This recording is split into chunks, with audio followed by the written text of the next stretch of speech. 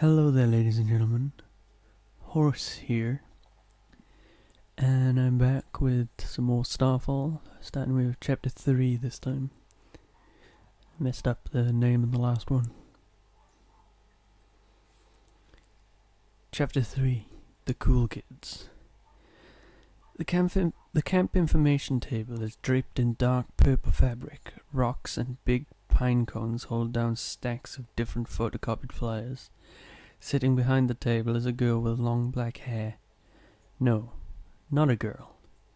She looks too old to be in high school, and way too cool for a dusty table at a summer camp. She must be one of the astronomy class sponsors. I hear Jana's footsteps stop behind me as I walk towards the girl. I take this as a not so subtle clue that I'm on my own. I walk up to the table. The tall pines and late afternoon sun combine at an angle, so there is a shaft of light stabbing me in the eye no matter where I try to stand. The contrast of light and dark makes it hard to see the person behind the table. She makes no effort to move out of the shadows, and instead sounds somewhat amused by my inability to find a good spot to have a conversation. "Hi," I say, sticking my hand in the general direction of where I think she is. "Name?" Not exactly the friendliest response. Also a step more to the left than I anticipated. "Lux," I answer, a bit flustered. "Luxana, my group is the... The Star Sisters." The girl interrupts. Her voice holds a strong note of mocking disapproval. "That's such a cute name." "You two are the last to check in. Leaders are usually the first ones to check in." She lets out an exasperated sigh for emphasis. Sun and planet align, so I'm finally granted a sliver of shade to get a better look at our collegiate judge. On closer inspection, I think I prefer the audio-only version. She's pursing her lips as if she had just eaten something gross, but still had manners enough to not spit it out. A lanyard name tag with a perfectly put-together letters reads Syndra. "I'm sorry," I try again, trying to sound more confident. I knew I should have told everyone to stay together. I stayed to make sure all our bags made it off the bus. The others were really excited about getting to the campsite. I feel Jana's fingertips on my arm, supporting me. I look over at Jana, who normally calm face is grimacing at the girl behind the table. I do a double take between them before returning to the conversation. "Well, we're all here now," Jana says curtly. "Great," Syndra says, totally not meaning it. "Space 2016. Some of your group is already there. There's also a loud one down by the lake. I assume she's one of yours?" Jinx. Fantastic. Syndra leans over and picks out some of the colored papers. She stops and looks up when I don't immediately acknowledge Jinx as my responsibility. "You might want to, deal with that," she says. "Here's a map and a schedule. The best viewing for the meteor show starts after midnight." Syndra hands me the stack of papers, her eyes narrowing as she looks me over for a final judgment. I am obviously not living up to expectations. "You understand that leaders are accountable for keeping their groups together when it gets dark, right?" "Yes," I squeak. I nod dumbly, feeling like a child. I clear my throat to try and find my voice. "I promise I'll keep everyone together." As if on cue, a group of 4 wanders in from one of the trails. It's like cool, just supernovaed in the middle of camp. I wake up starstruck. Campers begin together. A wake of starstruck campers begin to gather in the little eddies behind them.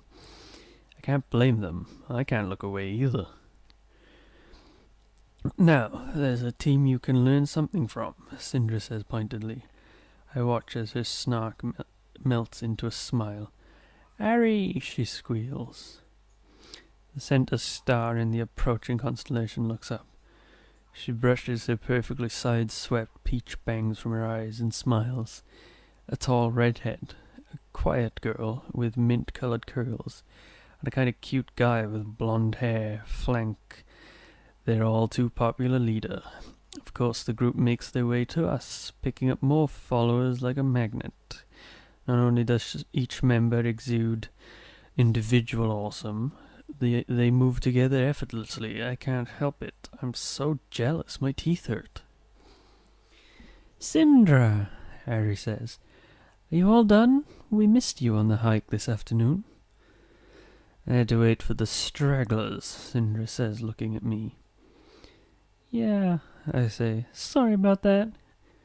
I turn to Harry and smile, extending a hand. "Hi, I'm Lux. You must be..." "Cool," she says, finishing the conversation before it even got a chance to start. She eyes my extended hand floating out in space in front of her for an extra moment, really letting my awkwardness sink in for everyone. Finally, her perfectly manicured fingers touch my hand in the half-hearted shake. Charmed, I'm sure. Harry turns to Syndra, effectively dismissing me from the conversation. "Okay," I say a little too loudly.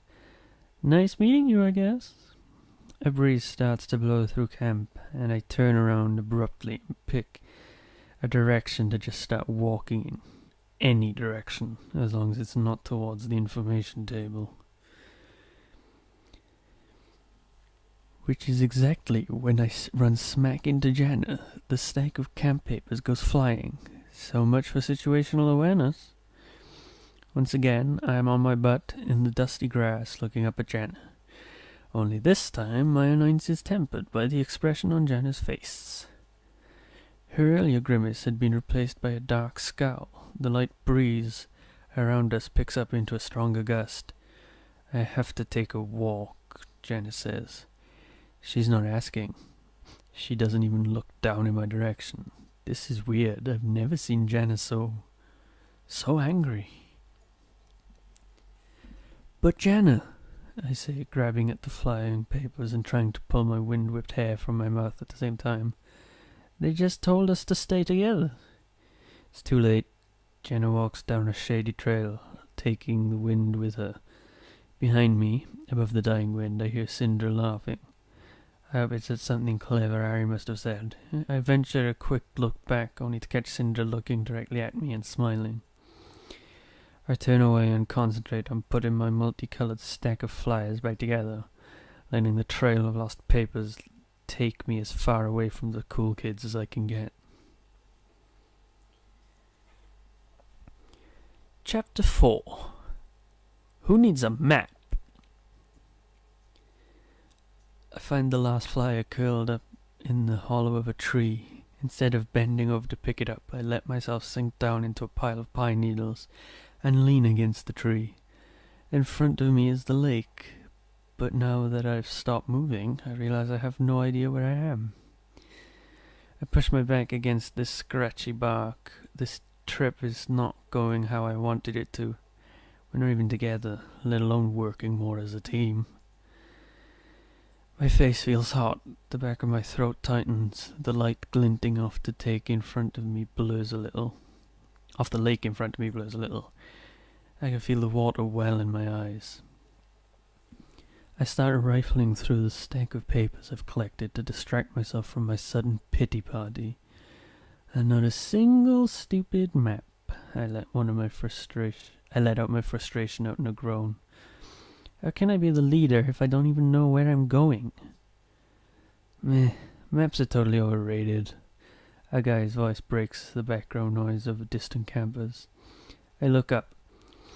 Great, it's the cute blonde guy from Harry's star-studded entourage. I stand quickly and wipe my eyes with the back of my hand. "But if you really think you need one, I happen to have this on me." He hands me a slightly wind-crumpled map of the camp. My group's site is clearly circled and numbered in Syndra's perfect handwriting. His grin is a little lopsided. I have a knack for finding lost things. I'm Asriel. You can call me Ez. I nod, trying to control my sniffling.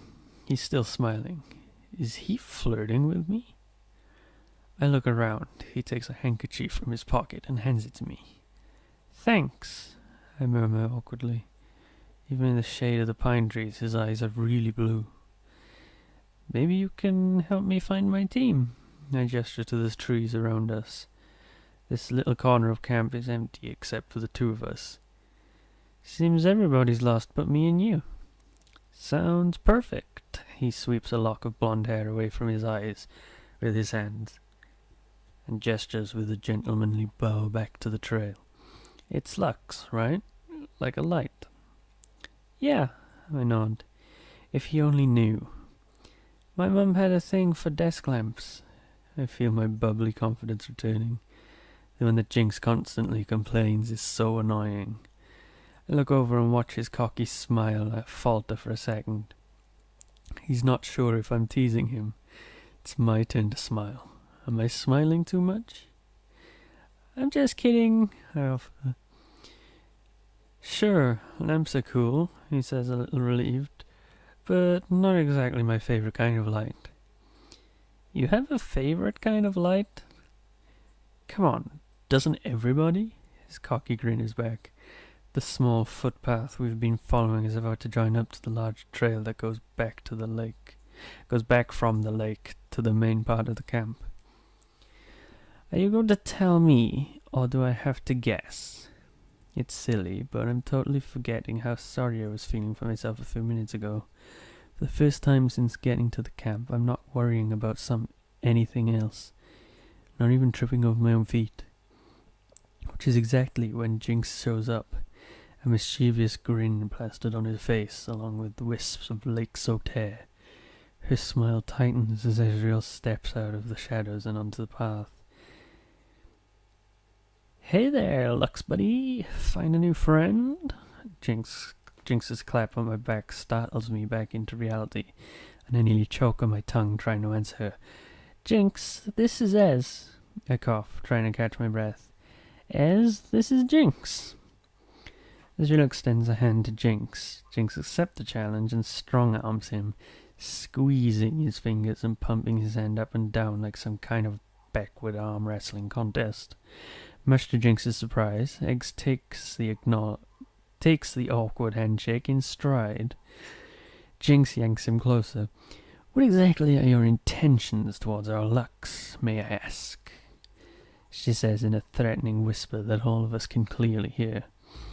I feel my face go pinker than my hair. We... Ez stammers.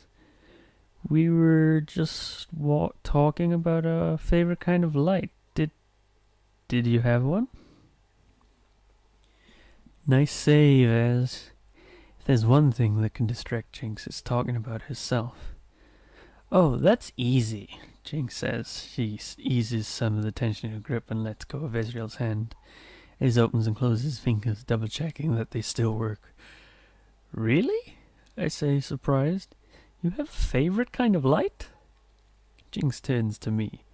Well, of course. Doesn't everybody? Ezreal shrugs. His cocky grin is back. Ezreal, is everything alright? A cool voice asks. And now it's a party. The tall redhead, the second star in Ares' constellation of awesome, approaches from farther up the main camp path. She doesn't look too pleased with any of us, especially Jinx. It's alright, Sarah, Ezreal says, attempting to smooth over the redhead's rough contempt. Hi, I'm Lux. I dust my hand off on my shorts and offer it to her in greeting. Her eyes narrow and suddenly it feels like I'm under a dissection microscope. And of course, when I get nervous, I can't stop talking. The words just start to pour out like someone left the faucet on. It's, nice to meet you, Sarah. Your hair's super cool. I don't think I could ever pull off red, but on you, wow. Misfortune, she interrupts. Sarah is for friends. From the look on her face, I do not fall into that category. Oh, Of course, I'm Lux. Did I say that already? I was just looking to pick up the team snack and got a little lost. I searched one of the flyers in my hands for the details I know I saw a few minutes ago. Yep, team snack right here at the mess tent. Looks like it's chocolate chip cookies and oranges? I hate oranges, Miss Fortune says coldly. She looks at Ezreal. Ari wants us to walk the perimeter before dark. Ezreal gives her a mock salute. Aye, aye, Captain. Miss Fortune rolls her eyes and begins walking back up to camp. Jinx begins to pull me in the opposite direction. I'll catch you later, Lux, Ezreal says and starts to jog after her. I can't help it, I call after him. You never said what's your favorite. He stops, shakes the hair out of his eyes and cups his hands together. Starlight, he shouts back. And from this distance I can see his lopsided grin clearly. He turns and catches up to Miss Fortune. Huh, Jinx muses thoughtfully. I totally thought he was going to say double rainbows. It's my turn to roll my eyes. I punch her gently in the arm. Come on, let's go find those cookies. And that just leaves 4 more chapters to go. Maybe 2 videos? Yeah, let's say 2 videos. I'll go for 2 chapters per video then. So yeah, that's it from me for now. And I will be back shortly with the next video. Goodbye. And good night.